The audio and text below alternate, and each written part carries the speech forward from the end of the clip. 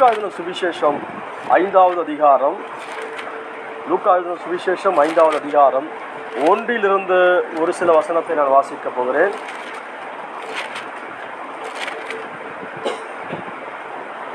பின்பு அவர் கெனசரத்து கடலருகே நின்றபோது திரளான ஜனங்கள் தேவ வசனத்தை கேட்கும்படி அவரிடத்தில் நெருங்கினார்கள். அப்பொழுது கடற்கரையிலே நின்ற 2 படகுகளை கண்டார். மீன் பிடிக்கிறவர்கள் அவைகளை விட்டிறங்கி வலைகளை அலசி கொண்டிருந்தார்கள். அப்பொழுது அந்த படகுகளில் ஒன்றில் ஏறினார். அது சீமோனுடையதாய் இருந்தது. அதை கரையிலிருந்து சற்றே தள்ளும்படி அவனை கேட்டுக்கொண்டு அந்த படவில் உட்கார்ந்து ஜனங்களுக்கு போதகம் பண்ணினார். அவர் போதகம் பண்ணி முடிந்த பின்பு சீமோனை நோக்கி, ஆழத்திலே தள்ளி கொண்டு போய் மீன் பிடிக்கும்படி உங்கள் வலைகளை போடுங்கள் என்றார். அதற்கு சீமோன், ஐயரே, ரா முழுவதும் நாங்கள் பிரயாசப்பட்டும் ஒன்றும் அகப்படவில்லை. ஆகிலும் உம்முடைய வார்த்தையின்படியே வலையை போடுகிறேன் என்றான். அந்தபடியே அவர்கள் செய்து தங்கள் வலை கிழிந்து போகத்தக்க மிகுதியான மீன்களை பிடித்தார்கள். அப்பொழுது மற்ற படவில் இருந்த கூட்டாளிகள் வந்து தங்களுக்கு உதவி செய்யும்படிக்கு சைகை காட்டினார்கள். அவர்கள் வந்து 2 படகுகளும் அமிழத்தக்க நிரப்பினார்கள். சீமோன் பேதுரு அதை கண்டு இயேசுவின் பாதத்தில் விழுந்து, ஆண்டவரே, நான் பாவியான மனுஷன், நீர் என்னை விட்டு போக வேண்டும் என்றான். அவர்கள் திரளான மீன்களை பிடித்தது நிமித்தம் அவனுக்கும் அவனோடு கூட இருந்த யாவருக்கும் பிரமிப்புண்டானபடினால் அப்படி சொன்னார்கள். சீமோனுடைய கூட்டாளிகளான செபதியின் குமாரனாகிய யாக்கோப்பையும் யோவானும் அந்தப்படி பிரமித்தார்கள். அப்போது இயேசு சீமோனை நோக்கி, பயப்படாது, இது முதல் நீ மனுஷரை பிடிக்கிறவனா இருப்பாய் என்றார் என்பது. ஜெபிக்கலாம். எங்கள் மகத்தான தேவனாகிய கர்த்தாவே, இந்த நல்ல காலை வேளைக்காய் வருகிறையா தேவரி, ஏதோ நாங்கள் ஒரு பாரம்பரியமாய் கூடி ஏதோ வாக்கு தத்தத்தை பார்த்து போக வரவில்லையானவர். இந்த வேதம் முழுவதும் வாக்கு தத்தமாக இருக்கிறது கர்த்தாவே. இதை எங்களுடைய ஒவ்வொரு சூழ்நிலைக்கு ஏற்ற பிரகாரமாக இதை நாங்கள் உபயோகப்படுத்திக் கொள்ள ஏற்ற மக்களாக இருக்கிறோம் ஐயா. ஒவ்வொரு வேத வசனமும் கிறிஸ்து இயேசுக்குள் ஆம் என்றும் ஆமேன் என்று இருக்கிறபடியால் நம்ம துதிக்கிறையா. இந்த நாளிலும் இந்த காலையோடைய ராஜாவே, நீர் எங்களுக்கு பாராட்டின எல்லா காரியத்தையும் நினைத்து எங்களுடைய நன்றிகளை இந்த பாதங்களில் காணிக்கையாக்க கொண்டு வந்திருக்கிறோம் ஆண்டவரே. தேவரி, உடைய சமூகத்திலிருந்து மாதத்தை துவங்குகிறோம். தேவர்தாமே பிரசன்னராக இருந்து எங்களை ஆட்கொண்டு நடத்தும்படியாக இயேசு கிறிஸ்துவின் ஒப்பற்ற மகத்தான நாமத்தில் வேண்டிக் கொள்கிறோம் பிதாவே. ஆமென், ஆமென். கர்த்தருடைய நாமத்திற்கு மகிமை உண்டாகட்டும். ஒரு சுருக்கமான தேவனுடைய வார்த்தையை பார்த்து நான் சீக்கிரமாக முடிச்சிட விரும்புகிறேன். ஏறக்குறைய நேற்று ஒரு 8 மணி வரைக்கும் பார்த்தீங்கன்னா நான் பிரசங்கிக்கிற ஒரு நிலையில் கிடையாது. நேற்றைய தினத்தில் நான் மகேந்திராவுக்கு சொல்லியிருந்தேன். காலையில் மகேந்திரா பிரசங்கிக்கிறதுக்கு பிறகு உடனே அது ஆயத்தமாக முடியலன்னு சொல்லியிருந்ததுனால திருப்ப நான் ஒரு 8 மணிக்கு பிறகு இன்றைக்கி பிரசங்கிக்கத்தக்கதான தேவனுடைய சமூகத்தில் காத்திருந்தேன். இந்த வேத வசனம் இருதயத்தில் இருந்ததுனால இதை நம்ம பகிர்ந்து கொள்ள போகிறோம். இதுலேருந்து ஒரு விஷயத்தை கற்றுக்கொள்ள போகிறோம். தேவன் நமக்கு நல்லவராக இருக்கிறார். இயேசு அவருடைய 3 வருஷ ஊழியம், இப்பொழுது அவர் என்ன செய்கிறார் அப்படி பார்த்தோம்னா, ஊழியத்தின் ஆரம்ப காலமாக இருக்கிறது. அவர் ஞானஸ்நானம் பெறுகிறார். 40 நாள் பிசாசினால் சோதிக்கப்படுகிறார். இந்த சோதனை காலமெல்லாம் முடிந்த பிறகு ராம் முழுவதும் தேவனை நோக்கி அல்லது பிதாவை நோக்கி ஜெபித்து கொண்டிருக்கிறார். எதற்கு ஜெபித்தார் அப்படி பார்த்தோம்னா, தேவன் தம்முடைய தீர்மானத்திலே இயேசுவை பின்பற்றக்கூடிய அல்லது அப்போஸ்தலர் என்று சொல்லக்கூடிய இவர்களை யார் என்று தெரிந்து கொள்வதற்காக ராம் முழுவதும் ஜெபித்து கொண்டிருக்கிறார். பிறகு அடுத்த நாள் கடந்து போய் சீஷர்களை தேர்ந்தெடுத்து அவர்களை அழைத்து, அந்த அழைத்த 12 சீஷர்களை தான் தேவன் அதிகாரங்களையும் வல்லமையை கொடுத்து அவரை அனுப்புகிறார். இது நமக்கு தெரிஞ்ச ஒரு விஷயம். அப்படி செய்த நிலையில் முதலாவது சீஷர்களிலே பிரதானமானவர் அப்போஸ்தலனாகிய பேதுரு நமக்கு தெரியும். அவருடைய வாழ்க்கையில் நடந்த நிகழ்வு. இப்போது அவர் கனசிரத்து என்ற அந்த கடல் அருகு போய்கிட்டே இருக்காரு. அங்கே படகு இருக்குது. அந்த படகுல பார்த்தீங்கன்னா வலையெல்லாம் எடுத்து அலசிட்டு இருக்காங்க. இந்த சம்பவத்தை நம்ம பார்க்குற நேரத்தில் அவங்க ராத்திரி முழுசும் கடலுக்கு போனாங்க. மீன் தேடிக்கிட்டு இருந்தாங்க. மீன் ஒன்றும் கிடைக்காத பட்சத்தில் காலி படகை கொண்டு வந்துட்டு வலையெல்லாம் அலசிச்சிட்டு இருக்கிறாங்க. வேற வழி கிடையாது. அன்னைக்கு அவங்களுக்கு பிழைப்பு போச்சு. அன்னைக்கு அவனுடைய எதிர்பார்த்த எதுவும் கிடைக்கல. அன்னைக்கு பிழைப்பு போச்சு. சோர்ந்து போய் வேதனையோடு கூட வலையெல்லாம் அலசிட்டு இருக்கிற அந்த நேரத்தில் இயேசு வராரு. ஒரு படகுல ஏறுகிறாரு. அந்த படகு சீமோனுடையதா இருந்தது. அந்த படகு உடைய சொந்தக்காரரை பார்த்து கொஞ்சம் தள்ளி தண்ணியில் தலை சொல்றாரு.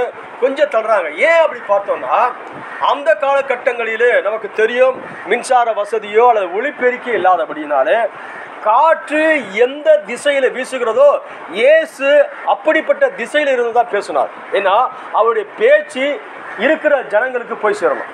கொஞ்சம் யோசிச்சு பாருங்களேன். 5000 புருஷர்கள் இருந்தாங்க. ஏறக்குறைய 5000 புருஷர்கள். அப்போ ஸ்திரீகள் பிள்ளைகள் இருந்தாங்கன்னா எவ்வளவு பெரிய கூட்டம் இருந்திருக்கும். இயேசு சாதாரணமாக பேசினார் மலையில.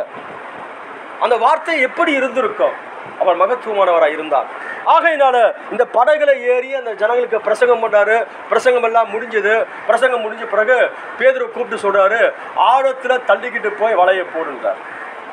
பேதுரு சொல்றாரு, ஐயா நாங்கள் ராத்திரி முழுசும் பிரயாசப்பட்டோம், எங்களுக்கு ஒன்றும் கிடைக்கல, ஆனாலும் உம்முடைய வார்த்தையின்படியே இதை செய்கிறோம். போய் ஆழத்தில் போய் வலையை போட்டாங்க. நினைச்சு பார்க்க முடியல. திரளான மீன் கிடைச்சது. இழுக்கிறாங்க, அங்கே முடியல. வலை கிழிஞ்சி போகிற அளவுக்கு மீன் கிடைச்சது. அந்த ஒரு வலை போதுமானதாக கிடையாது. தங்களுடைய கூட்டாளிகளுக்கு செய்கை காட்டுறாங்க. அவங்கள வராங்க. 2 பேரும் வந்து 2 படகுகள் அமிழ்ந்து போகத்தக்கதாக திரளான மீன்களை பிடிச்சிட்டு கரைக்கு கொண்டு வந்த பிறகு பேதுருக்கும் மற்ற கூட்டாளிகளுக்கும் பிரமிப்புண்டாகி இயேசுவின் பாதத்தில் விழுந்து வணங்கி, ஐயா நான் பாவியான மனுஷன், நீங்கள் என்னை விட்டு போயிடுங்க ஆண்டவரை அப்படி சொல்கிறாரு. இயேசு அவர்களை பார்த்து, இது முதல் நீ மனுஷரை பிடிக்கிறனாவ. பார்த்தீங்கன்னா பைபிள் என்ன சொல்லுதுன்னா, அவங்க வலையை எல்லாத்தையும் விட்டுட்டு இயேசுவை பின்பற்றிட்டு போயிட்டாங்க. இது எழுதப்பட்ட ஒரு வார்த்தை. கொஞ்சம் இது அப்படியே நிஜ தன்மைக்கு நம்ம அப்படி கொண்டு வரோமே. கொஞ்சம் யோசிங்க. எல்லா வேத வசனத்தையும் நம்ம புத்தியில யோசிச்சு புரிஞ்சுக்க கூடாது. அதே நேரத்தில் சில காரியங்களை அந்த நிஜ தன்மையை நம்ம யோசிச்சு பார்த்தா தான் அதனுடைய உண்மை நிலையை நம்ம புரிந்து கொள்ள முடியும். பேதுரு கல்யாணமான ஒரு குடும்பத்தை சார்ந்த ஒரு மனுஷன். மீன் பிடிச்சுக்கிட்டு இருக்கிறாரு. ஏனோ அன்னைக்கு மீன் கிடைக்கல. அன்னைக்கு தற்செயலாக ஒரு 30 வயது நிரம்பின ஒரு வாலிபர் ஒருத்தர் வராரு. படகு கேட்கிறாரு. படகுல ஏறி பிரசங்கம் பண்றாரு. பிரசங்கம் முடிஞ்ச உடனே ஆழத்தில் தள்ளிட்டு போய் வலையை போட சொல்றாரு. வலையை போட்டால் மீன் கிடைச்சது. திரளான மீன். அது பெரிய ஆச்சரியமான விஷயம்தான். இது கிடைச்ச உடனே இயேசு கூப்பிடுறாரு. கூப்பிட்ட உடனே வலையையும் படகையும் விட்டு இயேசுவை பின்பற்றிட்டு போக முடியுமா? இதுதான் என்னுடைய கேள்வி. பல நேரத்தில் நம்ம என்ன நினைக்கிறோம் அப்படி பார்த்தோம்னா, இயேசு அப்படி கூப்பிட முடியும். என்ன செய்ய முடியும்னா, ஒருத்தரை அவர் கூப்பிட்டா வாய முடியும், பின்னாடி போக முடியும். ஏன்னா அவர் தேவனா இருக்கிறார். ஆனால் தேவன் யாரையும் அப்படி செய்வது கிடையாது. தேவன் நமக்கென்று ஒரு சுய சித்தத்தை கொடுத்திருக்கிறார். எந்த காரியத்தையும் ஏற்றுக்கொள்வதும் ஏற்றுக்கொள்ளாதிருப்பதும் நம்ம கிட்ட தான் இருக்குது. தேவன் ஒருத்தர் என்ன செய்ய மாட்டாரு, அவருடைய ஆவியை முழுசும் கட்டுப்பாடு பண்ணிட்டு அவனை என்னை பின்பற்றி வா அப்படியே அமைதி அப்படிலாம் கிடையாது. அப்படி செய்யவே மாட்டார். அப்படி நினைச்சிருப்பாரு என்னால் முழு உலகத்தையும் கூட என்ன செய்யலாம், ஒரே செகண்ட்ல இயேசுவை ஏற்றுக்க முடியும். ஆனா அப்படி கிடையாது. சாய்ஸ் நம்ம கையில தேவன் கொடுத்துட்டாரு. தேர்ந்தெடுத்து கொள்ளக்கூடிய அந்த நிலையை நம்ம கையில கொடுத்திருந்தாருன்னா பின்பற்றி போகலாம், போகாமல் இருக்கலாம். இயேசுவை பின்பற்றலாம், பின்பற்றாம போகலாம். இது பேதுருக்கு தேவன் கொடுத்த ஒரு சுய சித்தமா இருக்கிறது. ஆனால் இந்த வேதம் சொல்கிறது அவங்க எல்லாத்தையும் விட்டுட்டு இயேசுவை பின்பற்றிட்டு போனாங்களாம். இன்னும் சில சுவிசேஷத்துல பாத்தீங்கன்னா இந்த கூட்டாளி இருக்கிறாங்க பாருங்க, அவங்க கூட என்ன செஞ்சிட்டாங்க, எல்லாத்தையும் விட்டுட்டு இயேசுவை பின்பற்றிட்டு போனாங்க. இது எப்படி சாத்தியமாகும்? இதுதான் நம்ம கேள்வி. இது எப்படி சாத்தியமாகும்? அப்படி நடக்குமா? நடக்க முடியுமா? நான் சொல்றது பார்த்தா என்னப்பா பைபிளை சந்தேகப்படுவேன். பைபிள் தேவனுடைய வார்த்தை. ஆனால் இதனுடைய பின்னணியத்தில் ஏதோ சில காரியங்கள் இருக்கிறது. இதை தான் இன்னைக்கு சுருக்கமாக பார்த்துட்டு நம்ம வேகமாக முடிக்க போகிறோம். நம்முடைய தேவனை போல மகத்துவமானவர் யாரும் வர முடியாது. நம்முடைய தேவனை போல நம்மை புரிந்து கொண்டவர். ஏன்னா அவர் சிருஷ்டிகர்த்தர். நான் சில நேரத்தில் சில விஷயத்தை யோசித்த பிறகு நான் சொல்லுவேன், நான் முட்டாள் போது யோசிக்கிறேன். அவர் சிருஷ்டிகர்த்தர். அவருக்கு எல்லாமே தெரியும். அவர் எதை எப்படியெல்லாம் செய்யணும் எல்லாமே அவருக்கு தெரியும். சாதாரண சின்ன மூளையுடைய நானே அப்படியெல்லாம் யோசிக்கிறேன். சிருஷ்டிகர்த்தர் ஒரு மகா பெரியவராக இருக்கிறார். எதை எப்படி செய்யணும் எல்லாமே அவருக்கு தெரியும். அவர் நல்ல தேவனாக இருக்கிறார். சரி, இருக்கட்டும். இப்போ இந்த சம்பவம் தற்செயலாக நடக்குது. கணேசரத்து கடலருக்கு அங்கே மீன் பிடிக்கிறாங்க. அந்த பகுதியில் மீன் பிடிக்கிறவங்களாக அவங்க இருந்தாங்க. இயேசு தற்செயலாக போறாரு. இது எல்லாமே தற்செயலாக நடந்துட்டு. இதுதான் அவருடைய முதல் சந்திப்பு. முதல் சந்திப்புல என்ன செஞ்சிட்டாங்க? இயேசுவை அவங்க ஃபாலோ பண்ண பின்பற்ற ஆரம்பிச்சுட்டாங்க. அப்படிதான் நம்ம நினைக்கிறோம். 4ஆம் அதிகாரம் 38வது வசனம் யாரோ ஒருத்தர் வாசிக்கலாம். பின்பு அவர் ஜெப ஆலயத்தை விட்டு புறப்பட்டு சீமோன் வீட்டிலே பிரவேசித்தார். சீமோனுடைய மாமி கடும் ஜுரமாய் கிடந்தால் அவளுக்காக அவரை வேண்டிக் கொண்டார்கள். அவர் அவனிடத்தில் குடித்துவிட்டு ஜுரம் நீங்கும்படி கட்டளையிட்டார். அது அவளை விட்டு நீங்கி உடனே அவள் எழுந்திருந்து அவர்களுக்கு பணிவிடை செய்தார். அப்படியானால் இந்த சம்பவத்துக்கு முன்னாடியே இயேசுக்கும் அந்த குடும்பத்துக்கு ஏதோ ஒரு பழக்கம் இருக்கிறது. இந்த சம்பவம் நடக்கிறதுக்கு முன்னாடியே இயேசு சீமோனுடைய வீட்டுக்கு போய் வருகிற ஒரு வழக்கம் இருந்திருக்கிறது. ஆகையினால்தான் அந்த வீட்டுக்கு போன உடனே மாமியார் உடம்பு சரியில்லாம கடும் ஜுரம், அந்த அம்மா படுத்திருக்கிறாங்க. இயேசு உள்ள போனோன்னு பேத்திருக்கிற, ஐயா மாமியார் கொஞ்சம் உடம்பு சரியில்லைங்க ஐயா. ஆண்டவர் போறாரு, கையை பிடிச்சி குனிஞ்சு அந்த ஜுரத்தை கடிந்து கொள்கிறார். உடனே அந்த ஸ்பாட்லயே அந்த அம்மா சுகமாயிடுச்சு. இயேசுவுக்கு பணிவிடை செய்ய ஆரம்பிச்சுட்டாங்க. அப்படியானால் இந்த வலையில மீன் பிடிப்பதற்கு முன்னாடியே இயேசுவுக்கும் சீமோன் பேதுருக்கும் ஏதோ ஒரு தொடர்பு இருந்துகிட்டு இருக்கிறது. இது தற்செயலா நடந்துதான். ஆனால் இதுதான் இயேசுவினுடைய முதல் சந்திப்பா அப்படி பார்த்தோம்னா இல்ல, இதற்கு முன்னாடி இயேசுவை அவர் சந்தித்திருக்கிறார். மோசையிடத்துல தேவனாகிய கர்த்தர் மோசையை வடிவமைச்ச பிறகு முற்செடியில தரிசனம் கொடுக்கிறாரு. முற்செடி எரிஞ்சுக்கிட்டு இருக்குது. தேவனாகிய கர்த்தர் பேசி மோசையை எகிப்துக்கு அனுப்ப பார்க்கிறார். இங்க இயேசு நம்ம போல ஒரு சாதாரணமான ஒரு யூதரை போல யூததான் அந்த சரீரத்தில் இருக்கிறார். அங்க பாத்தீங்கன்னா மகத்தான யெகோவா முற்செடியில தரிசனம் ஆகிறாரு. உருவம் இல்லாத ஒரு இடத்துல ஒரு சத்தம் கேட்கிறது. அந்த சத்தம் பயங்கரமா இருக்கிறது. இப்படியெல்லாம் பேசின பிறகு மோசே கிட்ட சொல்றாரு, நீ எகிப்துக்கு போ. ஐயா உடனே போயிட்டாரா? அவர் என்னென்ன சாக்கு சொல்றாரு. இல்ல ஆண்டவர், நான் வாக்கு வல்லவன் கிடையாது, எனக்கு சரியா பேச தெரியாது அப்படிலாம் சொன்ன பிறகு ஆண்டவர் அவர்கிட்ட போராடுறாரு. சரி, உனக்கு பதிலா உன் சகோதரன் பேசுவான். இப்படியெல்லாம் பேசின பிறகுதான் மோசே கடந்து போக முடிந்தது. எப்படி? தேவன் அதரிசனமான தேவன் வித்தியாசமான முறையில் தரிசனம் கொடுத்து பேசுகிற நேரத்தையே மோசே போக முடியலன்னா, இயேசு இப்போது ஒரு சாதாரணமான ஒரு மனுஷனை போல் இருக்கிறாரு. அவர் ஒரு வார்த்தை சொன்ன பிறகு எல்லாத்தையும் விட்டுட்டு அப்படியே பின்பற்றி போனாங்கன்னா அது உண்மைதான். எப்படி பின்பற்றி போனாங்க, இதுக்கு பின்னாடி என்ன நடந்துச்சு? மகத்தான காரியங்களாக இருக்கிறது. நான் ஏற்கனவே சொன்னது போலவே இந்த சம்பவத்துக்கு முன்னாடி இயேசுவுக்கும் சீமோன் பேதுருக்கும் ஒரு நல்ல தொடர்பு. நம்ம தீர்க்கதரிசி சொல்வார், யோனா, இந்த சீமோன் பேதுருடைய அப்பாவாகிய யோனா ஒரு தேவ பக்தி நிரம்பின ஒரு மனுஷனா இருந்திருக்கிறார். அவர் என்ன சொன்னாரா, அவரும் கூட மெசியாவுக்காக எதிர்பார்த்து கொண்டிருந்தார். கிறிஸ்து வருவார் என்று எதிர்பார்த்து கொண்டிருந்தார். ஒருவேளை வேதபாரர்கள், பரிசேயர்கள், நியாயசாஸ்திரிகள் எதிர்பார்த்தாங்களோ இன்னும் தெரியல. பாமர மனுஷனாகிய, படிப்பறிவில்லாத மீன் பிடிக்கிற மனுஷனாகிய இவர் மெசியாவை எதிர்பார்த்துட்டு இருந்தார். அவருடைய காலத்தில் மெசியா வராதபடினால தம்முடைய பிள்ளைகளை கூப்பிட்டு சொன்னாராம், என் காலத்தில் மெசியா வரல, கண்டிப்பா உங்க காலத்தில் மெசியா வருவாரு. யோசிச்சு பாருங்க. நம்ம பிள்ளைங்களை கூட சின்ன போதில் இருந்தோ தெய்வத்தை குறித்து, தேவனுடைய வார்த்தை குறித்து, தேவனுடைய விஷயங்களை குறித்து அவருக்கு போதிக்க பழகுங்க. ஆகையினால்தான் இவர்கள் மெசியாவை குறித்ததான ஒரு சிந்தனை இருந்துகிட்டு இருந்த. யார் பெரிய படிப்பாரியா? நம்ம தீர்க்கதரிசி அடிக்கடிக்கு சொல்லுவாரு, தன்னுடைய சொந்த பெயரை கூட கையெழுத்து போட தெரியாத ஒரு மனுஷன் ஆனால் மெசியாவை எதிர்பார்த்து கொண்டே இருக்க ஆரம்பிச்சான். தேடுங்கள் அப்பொழுது கண்டடைவீர்கள். இயேசு கிறிஸ்துவின் வார்த்தை. மெசியா வருவார், மெசியா வருவார், மெசியா வருவார். அந்த தாகம் இருதயத்தில் இருந்துகிட்டே இருந்ததுனால தேவன் எப்பவும் பார்த்தீங்கன்னா அவருடைய குணலட்சங்கள் ஒன்று என்ன பார்த்தீங்கன்னா, தாகத்தை தீர்க்கிறவராக இருக்கிறார். தேவனை தேட வேண்டும், தேவனை கண்டுகொள்ளணும். அப்படிப்பட்ட தாகம் இருந்துச்சுன்னா தேவன் நிச்சயமாக அந்த தாகத்தை தீர்க்கக்கூடியவராக இருக்கிறாரு. இவங்க மெசியாவை எதிர்பார்த்துக்கிட்டே இருந்தாங்க. பெருசாக படிப்பறிவுலாம் ஒன்றும் கிடையாது. மெசியாவை குறித்து நிறைய தீர்க்க தரிசனம்லாம் தெரியும்னா எதுவும் தெரியாது. ஏதோ சினேகாக்கு போவாங்க, தேவாலயத்துக்கு போவாங்க, அங்கே போதிக்கப்பட்ட அந்த வார்த்தையை காது வழியாக கேட்டுக்கிட்டு அப்பா சொன்ன அந்த வார்த்தையின் அடிப்படையில் மெசியாவை எதிர்பார்த்து கொண்டே இருந்தார்கள்.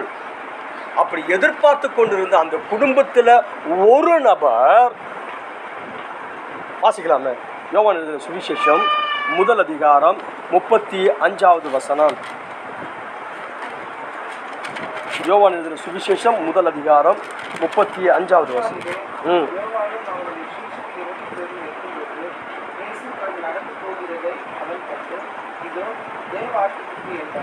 அவன் அப்படி சொன்னதை அவ்விரண்டு சீஷர்கள் கேட்டு இயேசுவிடம் சென்றார்கள்.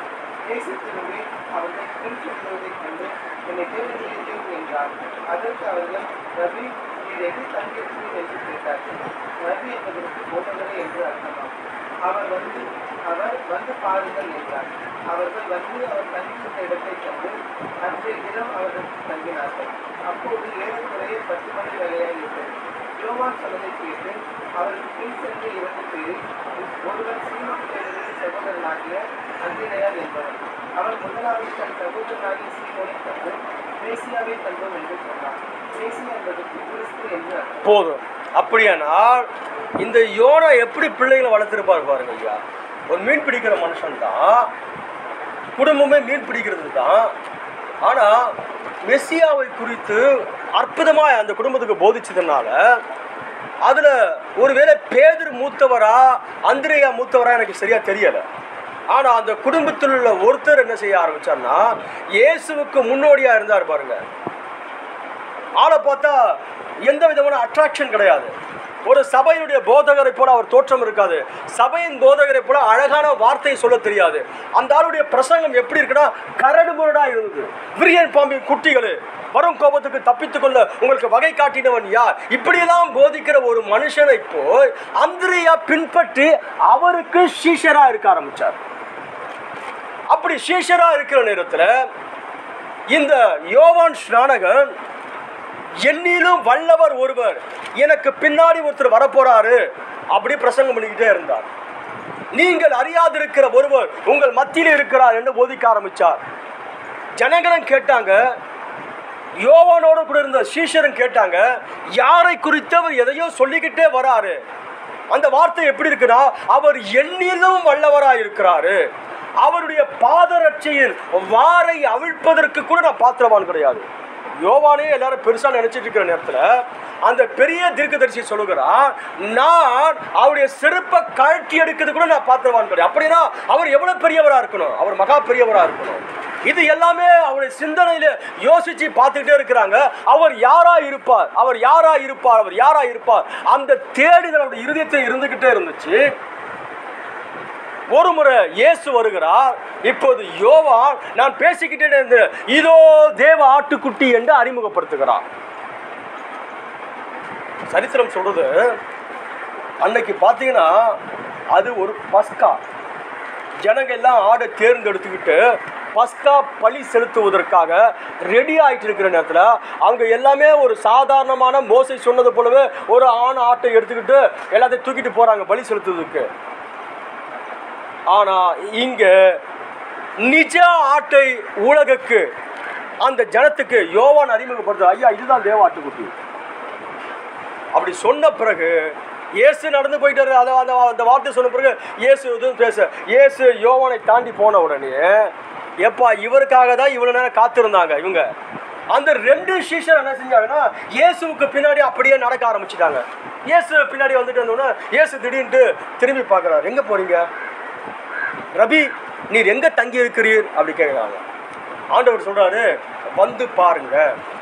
அங்கே போனாங்க. போய் பார்த்தா அது 10 மணி வேளையாக இருந்தது. அங்கே அந்த ராத்திரி அவர்கள் அங்கே தங்கினார்கள். பைபிள் சொல்றது அந்த 2 பேர்ல ஒருத்தன் சீமோன் பேதுருடைய சகோதரனா இருந்த அந்திரேயா. இந்த அந்திரேயா யோவானை விட்டு யோவானால அறிமுகப்படுத்தப்பட்ட இந்த மகத்தான மெசியா, உலகத்தின் பாவத்தை சுமந்து தீர்க்கிற தேவ ஆட்டுக்குட்டி, இந்த 2 பேரும் இந்த இயேசுவுக்காகவே எதிர்பார்த்திருந்த அப்படின்னால இங்க அறிமுகப்படுத்தப்பட்ட உடனேயே அந்திரேயா அந்த மெசியாவை கண்டுகொள்ள ஆரம்பித்தார். முடிஞ்சது. அவர் சும்மா இல்லை, நேராக போய் தன்னோட சகோதரனை பார்த்து சொல்றாரு, எப்பா நான் மெசியாவை பார்த்துட்டேன். சொன்ன உடனே அவர் என்ன சொல்லியிருக்கணும்? யாரு? எந்த மெசியா? இல்லை, குடும்பமே மெசியாவை எதிர்பார்த்து கொண்டிருந்தது. குடும்பமே மெசியாவை எதிர்பார்த்த உடனே அவருக்கு உடனே என்ன செஞ்சிட்டாரு? ஆயத்தமாகி இவரும் கூட இயேசுவை சந்திக்க ஆரம்பிச்சிட்டார். அப்படியானால் இவர்களுக்கும் இயேசுவுக்கும் ஒரு நல்ல தொடர்பு இருந்தது. மெசியாவை கண்டுபிடிச்சிட்டாங்க. இவங்க முன்குறிக்கப்பட்டவர்கள். இந்த யோனா மெசியா என் காலத்தில் வரல, கண்டிப்பா உங்க காலத்தில் வருவார் என்று யோனா சொல்லி பழக்கப்பட்டபடினால மெசியாவை எதிர்பார்த்துட்டு இருந்தாங்க. காட்சியில் மெசியா வந்தாரு. மெசியாவை அவர்கள் ஏற்றுக்கொள்ள ஆரம்பித்தார்கள். நீங்க தொடர்ந்து அந்த வசனத்தை படியே பார்த்துட்டு இருந்தீங்கன்னா அதுக்கடுத்து என்ன செய்வாங்க அப்படி பார்த்தோம்னா, பின்பு அவனை இயேசுவிடத்தில் கூட்டி வந்தான். இயேசு அவனை பார்த்து, நீ யோனாவின் மகனாகிய சீமோன், நீ கேபா எனப்படுவாய். கேபா என்பதற்கு பேதுரு என்ற அர்த்தமா. அந்திரியா இந்த பேதுரு கூப்பிட்டு வந்தோடனே அவருக்கு அறிமுகப்படுத்த உடனே இயேசு அவனை பார்த்து சொல்றாரு, நீ யோனாவுடைய உங்க அப்பா பேர் யோனா, நீ கேபா பெட்ராக் எனப்படுவாய். சீமோன் என்ற பேருக்கு அர்த்தம் என்ன அப்படி பார்த்தோன்னா, ஒரு நாடல், உறுதி இல்லாதவன், நிலை இல்லாத நிலையில் இருக்கக்கூடிய ஒரு மனுஷனை பார்த்து சொல்றாரு, இப்ப நீ என்ன சந்திச்சுட்ட, இனி நீ கல் எனப்படுவ. பெட்ராக், நீ ஒரு கல்லா இருக்க போகிற அப்படின்னு சொல்லிட்டாங்க. இதுக்கு இன்னொரு அர்த்தம் கூட என்ன சொல்றாங்க அப்படி பார்த்தோம்னா, கல்லுதான். ஆனா அந்த கேபா என்பதுக்கு இன்னொரு அர்த்தம் என்னன்னா, ஒரு பெரிய மனுஷன் இருக்கிறார் வச்சுங்க. ஒரு பெரிய மனுஷன், அவருக்கு எப்பவும் பார்த்தீங்கன்னா வலது பக்கத்தில் ஒரு ரைட் ஹேண்ட் இருப்பார். யாராக இருந்தாலும் அந்த ரைட் ஹேண்ட் இருக்கிற நேரத்தில் இந்த தலைவர் சொல்றாரு வச்சுக்கோங்க, அவனை போய் அடி, இல்லை ஏதோ ஒரு காரியத்தை சொல்றாரு, கொஞ்சம் கூட யோசிக்க மாட்டான். கொஞ்சம் கூட எதுக்கு அடிக்கணும், ஏன் அடிக்கணும், என்ன, இவர் என்ன சொன்னாரோ அப்படி செய்யறவன். கேபா என்ற பெயருக்கு இப்படிப்பட்ட கல்லு தான், ஆனால் இப்படிப்பட்ட அர்த்தமுடையதாக இருக்கும். நீங்கள் அவருடைய வாழ்க்கையை பார்த்தீங்கன்னா அவருடைய வாழ்க்கை அப்படியாகவே அமைந்திருந்தது. அவர் பெட்ராக்காக இருந்தார். ஆகையினால அவர் கூப்பிட்ட உடனே அவருடைய பெயரை மாற்றினார். பெயரை மாற்றி கொஞ்ச காலம் இயேசுவோடு இருந்தாங்க. ஆனால் திரும்ப என்ன செஞ்சிட்டாங்க, இவங்க பின்னாடி போயிட்டு மீன் பிடிக்க ஆரம்பிச்சிட்டாங்க. உடனே ஆண்டவர் என்ன செஞ்சுருக்கிறோம், கோச்சிக்கிட்டு பேதுருவையோ யோவானையும் போய் பார்த்துட்டு, என்ன யோவான் அந்திரேயாவை போய் பார்த்துட்டு, என்ன வந்தீங்க, கொஞ்ச நாள் வந்தீங்க அப்புறம் போயிட்டீங்க. அவன் ஒன்றும் சொல்லலை. இயேசுக்கு நம்மை குறித்து முழுவதும் தெரியும். அவருக்கு நம்ம படுற கஷ்டமெல்லாம் அவருக்கு தெரியுமா, என்னுடைய வேதனையெல்லாம் அவருக்கு தெரியுமா. சில நேரத்தில் ஆண்டவர் ஏன் அமைதியாக இருக்கிறாரு, பல நேரத்தில் அப்படியே யோசிப்போம். அவர் எல்லாவற்றையும் ஆராய்ந்து அறிந்தவராய் இருக்கிறாரு. நாளைக்கு இன்னும் 1 மாசம் பிறகு நான் அழுதுட்டு இருப்பேன், எனக்கு தெரியாது, ஆனால் இயேசுவுக்கு தெரியும். ஐயா இன்னும் 1 மாசத்துக்கு பிறகு நான் ஏதோ ஒரு விஷயத்தை அழ போறேன்னு நினைக்க வச்சுருங்களேன், எனக்கு தெரியாது, ஆனால் இயேசுவுக்கு தெரியும். இயேசு என்னுடைய ஆரம்பம் முதல் முடிவு வரையும் அறிந்திருக்கிறபடியா அவர் சகலத்தையும் அறிந்தவராக இருக்கிறார். அப்படினால் இந்த பேதுரு வந்தாரு, இருந்தாரு, திரும்ப போயிட்டாரு. அப்படினால் அவனுடைய வாழ்க்கையில ஏதோ ஒரு காரியம் இருக்கிறது, அதை புரிந்து கொண்டார். ஆகையினால்தான் இப்போது இயேசு சொன்ன மாத்திரத்துல 2 பேரும் வளையலாம் விட்டுட்டு குடும்பத்தெல்லாம் விட்டுட்டு வெளியே வராங்க. இந்த பேதுருடைய கூட்டாளியாக இருந்தவங்க யார் யார், அதுக்கு முன்னாடி சில வசனத்தை வாசிக்கலாம்.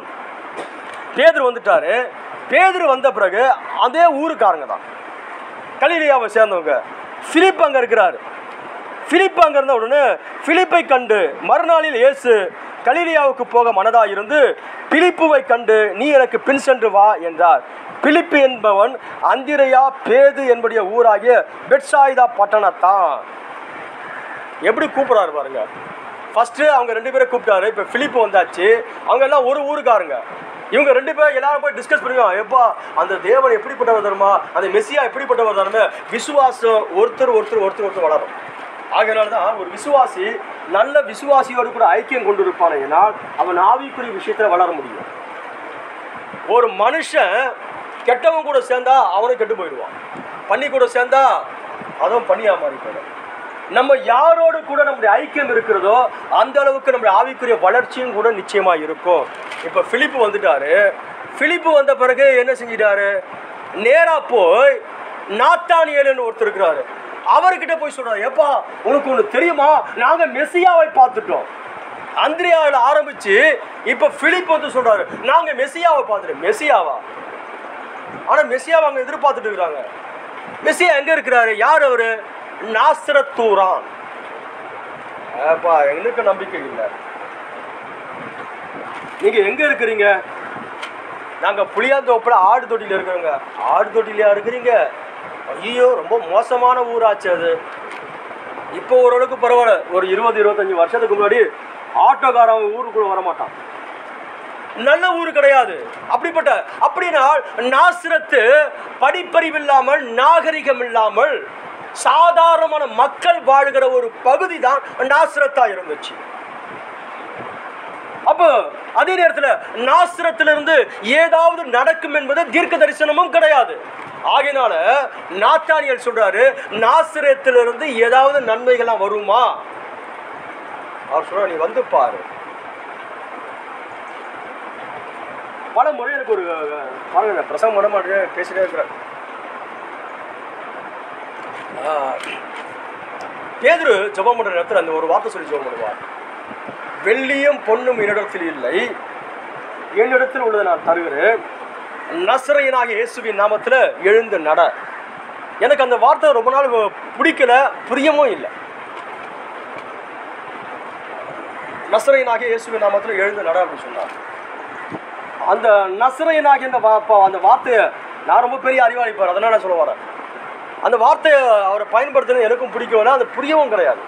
அவர் சொல்லியிருக்க இயேசு நாமத்தில் பயன்படுத்தியிருக்கலாம், அல்லது தேவன் சர்வ வல்லமை படைத்த தேவனாகிய இயேசு நாமத்தில் எழுந்து நடன்னு சொல்லி. ஆனால் நசரேயனாகிய இயேசு, ஏன்னா காலமாக தான் தேவன் நமக்கு எல்லாத்தையும் ஞானத்தை தருவார்.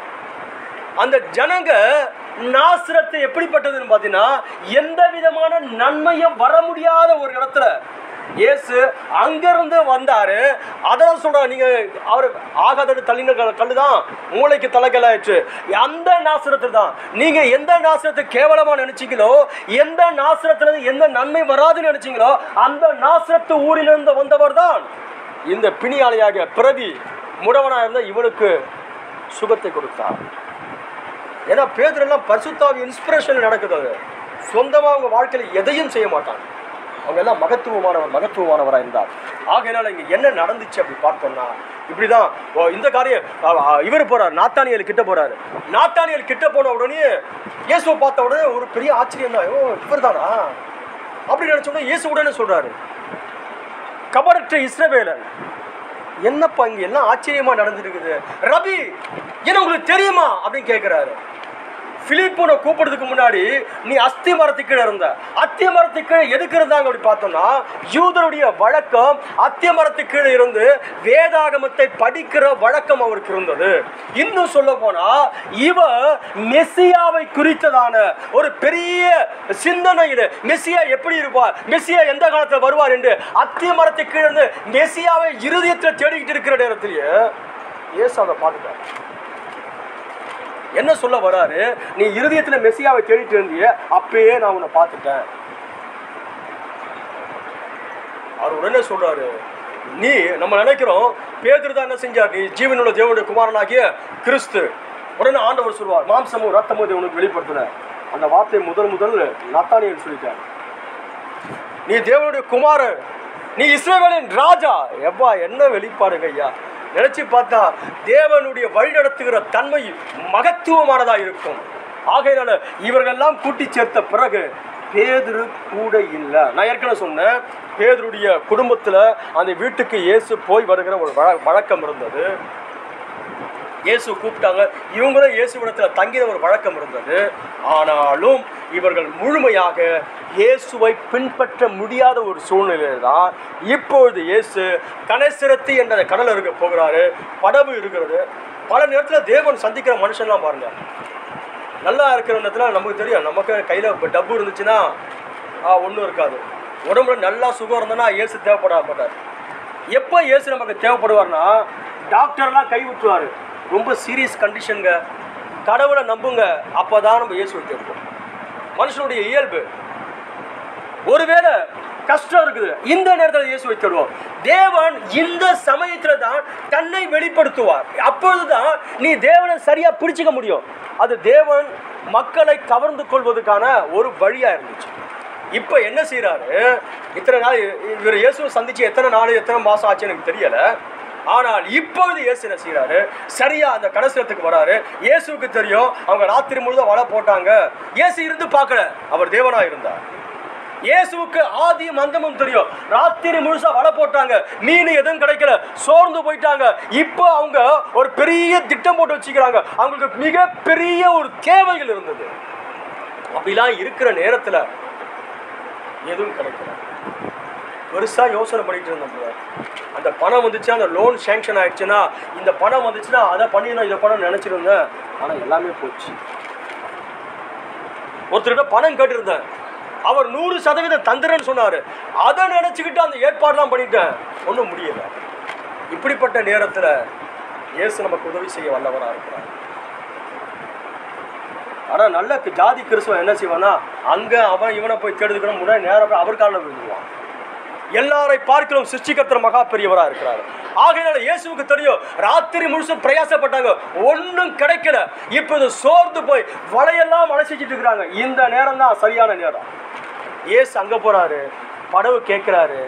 ஏன்னா பேதுருக்கு நல்ல இருதயம், ஏன்னா இயேசுவை அவங்க சந்தித்த அனுபவம் இருக்குது. படவை கொடுத்துட்டாங்க, பிரசங்கம் பண்ணாரு. இன்னும் அந்த பிரசங்கம் அவருக்கு விசுவாசத்தை கொண்டு வர ஆரம்பித்தது. இப்போது இயேசு சொல்றாரு, உங்களுடைய வலையை கொண்டு போய் ஆழத்தில் போய் வலையை போடுங்க. பேதுருக்கு தெரியாத ஒன்றா, அவங்க குடும்பமாக மீன் பிடிக்கிறவங்க. என் ஃப்ரெண்டு ஒருத்தர் குப்பத்தில் இருந்தாங்க, கொஞ்ச நாள் சபை வச்சுருந்தாங்க. அங்கே பக்கத்தில் உள்ளவங்க ஃபிஷர் மேன் இருப்பாங்க. அவங்க கடல் தண்ணியை பார்த்துட்டு எனக்கு என்ன மீன் கிடைக்கும்னு சொல்லுவாங்க. அப்படிப்பட்ட அறிவுடையவங்க. பேதுருக்கு தெரியல. ஆனால் இயேசு சொல்றாரு, நீ ஆழத்தில் போய் வலையை போடுப்பா. அவர் சொல்றாரு, ஐயா ராத்திரி முழுசும் நாங்கள் பிரயாசப்பட்டோம், ஒன்றும் அகப்படலை. மீன் பிடிக்கிறதுக்கு ராத்திரி போய் வலை போட மீன் கிடைக்கும், பகலில் போய் வலை போட சொல்றாரு. ஆகிலும், வார்த்தை கவனிங்க, ஆகிலும் உங்களுடைய வார்த்தையின் படியே செய்வோம். எதையும் யோசிக்காது, தேவனுடைய வார்த்தை அப்படியே நம்பு. Only believe, all things are possible. தேவனுடைய வார்த்தை அப்படியே நம்பு, அப்படியே கீழ்ப்படி. அந்த வார்த்தை உன்னை காத்துக்கொள்ளும். அவர் தம்முடைய வார்த்தையை காத்துக்கொள்ள வல்லவராக இருக்கிறாரு. வலைய போட்டாங்க. நம்ம தீர்க்கதரிசி சொல்றாரு, மீன் அங்கே இல்லை, இயேசு மீன்களை சிருஷ்டித்தார். நம்முடைய தேவன் சிருஷ்டிகர்த்தராக இருக்கிறார். இல்லாதவைகளில் இருந்து தேவன் ஒன்றை உண்டாக்கக்கூடியவராக இருக்கிறார். எவன் தரமாட்டானா, தேவன் அவன் மூலமாக நம்முடைய காரியத்தை தேவன் பூர்த்தி செய்ய வல்லவராக இருக்கிறார். இப்போ எல்லாமே முடிஞ்சு போன பிறகு அவங்க நினச்சி பார்க்கல. சாதாரணமாக நான் அப்படியா யோசிக்கிறேன், அவங்க வாழ்நாளில் அவங்க அப்பா அவங்க தாத்தா யாருமே 2 படகு நிரம்பி போகிற அளவுக்கு மீன் பிடிச்சிருக்கவே முடியாது. ஏன்னா இந்த சிருஷ்டிகர்த்தர் காட்சிக்கு வந்துட்டாரு. சிருஷ்டிகர்த்தர் காட்சிக்கு வந்த பிறகு மீன் பிடிக்கிறாங்க. மீன் பிடிக்கிற நேரத்தில் இன்னும் வலை இழுத்துக்கிட்டா வந்துகிட்டே இருக்குது. கத்துறாங்க, கத்துறவனா என்ன நடக்குது, வாங்க வாங்க வாங்க வாங்க வாங்க. அவங்க பார்த்தீங்கன்னா யோவானும் யாக்கோப்பும், அவங்க அப்பா கூட ஒரு தேவ பக்தி உள்ளவர், செபதேவியன். சரித்திரம் சொல்றது, அவர் ஒரு மீன் வாங்கி மொத்தமாக வாங்கி அப்படியே வியாபாரம் பண்ணக்கூடிய ஒரு கம்பெனி வச்சுட்டு இருந்தார். யோவானுடைய அப்பா, யோவான் யாக்கோப்புடைய அப்பா. இப்போ என்ன செய்யறாங்க, இவங்களும் போறாங்க. 2 படகு நிரம்பி போகிறது, ஃபுல்லா ஆயிடுச்சு. ஃபுல்லான பிறகு கரைக்கு வராங்க. நம்பவே முடியலை, ஆச்சரியம் தாங்கவே முடியல. ஐயா ஒரு கொஞ்ச நேரத்துக்கு முன்னாடி என் இறுதியமான எப்படி இருந்தது, எல்லாமே போச்ச அப்படின்னு நினச்சிருந்தேன். ஆனால் தேவனாய கர்த்தர் காட்சிக்கு வந்தார், எல்லாவற்றையும் ஒரு செகண்டில் மாற்றிட்டார். அவர் தேவனாக இருக்கிறார். என்ன சொல்கிறாங்க அப்படி பார்த்தோன்னா, பேதுரு ஒரு குடும்பத்தை சார்ந்தவராக இருந்தபடினால அவருக்கு பண தேவைகள் இருந்தது, குடும்பத்தை செட்டில் பண்ணல. இன்னும் சில காரியங்கள் இருக்கிறது. அந்த நாட்களில் பார்த்தீங்கன்னா ரோமர்கள் அதிகமாக வரி விதிச்சிருந்ததுனால வரியை சேர்த்து சேர்த்து சேர்த்து சேர்த்து அது வரிக்கு மேலே வட்டிக்கு வட்டி போட்டுருவாங்க. அப்படிப்பட்ட நேரத்தில் என்ன செய்ய முடியாது அப்படின்னு பார்த்தோம்னா, குடும்பத்தை நடத்த முடியாது, எதையும் செட்டில் பண்ண முடியாது, எப்படியே பிழைப்பு போயிட்டு பெரிய பாரம் இருக்கும். இதில் தான் அவங்க மீளவே முடியாது. இயேசுவுக்கு தெரியும் பரலோகம் இந்த பேதுரு கையில் தான் சாவியை கொடுக்கணும் தேவனுடைய திட்டமாக இருந்துச்சு. ஆனால் இந்த பேதுருடைய வாழ்க்கையோ இப்படிப்பட்டதான நெருக்கத்துக்குள்ள அகப்பட்டு இருந்தபடியால் தேவன் பார்த்தார். நான் அடிக்கடி சொல்லும்போது, உங்களை விட உங்கள் மேலே தேவன் அக்கறை தேவனாக இருக்கிறார். நம்முடைய எல்லா காரியத்தையும் அறிந்த தேவனாகிய கர்த்தர் இப்போ உனக்கு என்ன தேவை என்பதை தெரியும். அது எப்போ சந்திக்கணும், எப்போ தரணும், அதோ அந்த சரியான நேரத்தில் தேவனாகிய கர்த்தர் 2 படகுகள் அமிழத்தக்கதான திரளான மீன்களை கொடுத்தாரு. திருப்தியோடு கூட வெளில வந்தாங்க. படகு எல்லாவற்றையும் செபதேவியின் அப்பாவாகி அவங்க கையில் ஒப்படைச்சிட்டு அப்படியே இயேசுவை பின்பற்றினாங்க. இந்த 3 பேர் தான் பார்த்தீங்கன்னா இயேசுவுக்கு மிக முக்கியமான நபராக இருந்தாங்க. பேதுரு, யோவான், யாக்கோபு. பேதுரு, யோவான், யாக்கோபு. அந்திரியா கூட பார்த்தீங்கன்னா அப்புறம் தான். இந்த பேதுரு, யோவான், யாக்கோபு, மறுரூபமடையில பேதுரு, யோவான், யாக்கோபு, எவரின் மகள் உயிர்த்தெழ செய்கிற நேரத்தில் பேதுரு, யோவான், யாக்கோபு, கெச்சமன தோட்டத்தில் 3 பேர் இயேசுக்கு பக்கத்தில். அதுக்கடுத்த வேற ஒரு குரூப் இருந்தது. இவங்க தான் ரொம்ப க்ளோஸாக இருந்தாங்க.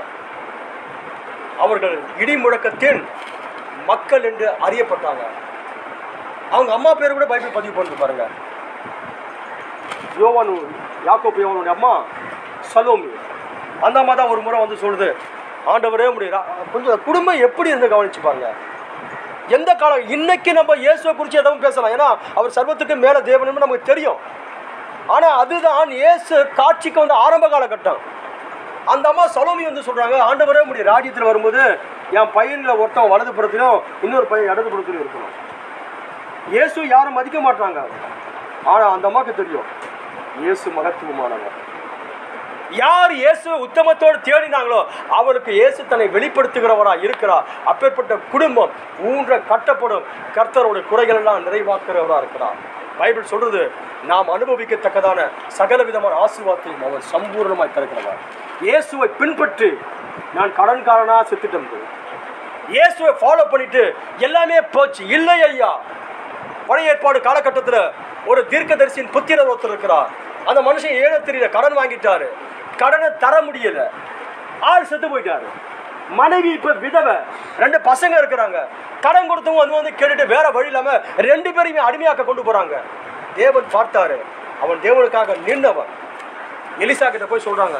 எலிசா சொல்றான், இவனுக்கு என்ன செய்யணும், என்ன செய்ய விரும்புற? ஐயா கடன் அதிகமா இருக்கு, உங்களுடைய அடியான் ஊழியக்காரன் உத்தமமா இருந்தாரு, ஆனா எங்க குடும்பத்தில் பெரிய கடன் கஷ்டத்துல இருக்கு. தேவனை பின்பற்றின ஊழியக்காரன் அவன் யாரா இருந்தாலும் தேவன் அதை அப்படியே விடுவது கிடையாது. உங்ககிட்ட என்ன இருக்குது? அம்மா சொல்றாங்க, ஒரே ஒரு போன எண்ணெய் தான் இருக்குது. பக்கத்து வீட்டில் பாத்திரத்தெல்லாம் வாங்குமா, அந்த எண்ணெயை பார்த்து அதை விற்று ஒரு ஜீவனத்தை பார்த்துக்க. நம்ப முடியல, அப்படியே நடக்குமா? வீட்டில் இருக்கிற பாத்திரத்தில் எண்ணெய் எடுத்து ஊத்துறாங்க ஊத்துறாங்க ஊத்துறாங்க, எண்ணெய் வந்துட்டே இருக்குது. பாத்திரம் முடிஞ்சு போச்சு. பையனை கூப்பிட்றாங்க, பக்கத்து வீட்டில் போய் போ பாத்திரம் வாங்க. அங்கே ஊத்துறாங்க, பக்கத்து வீட்டில் போய் பாத்திரம் வாங்க. எல்லா பாத்திரத்தை ஊற்றுனோம்னா பாத்திரம் வேற இல்லை, எண்ணெய் நின்று போயிடுச்சு.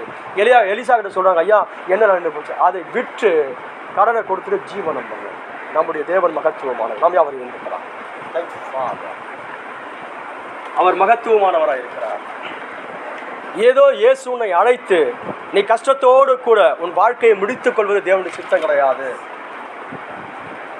இயேசுவை பின்பற்றிட்டு அதனால ரொம்ப நெருக்கத்தில் இருக்க இல்லை ஐயா.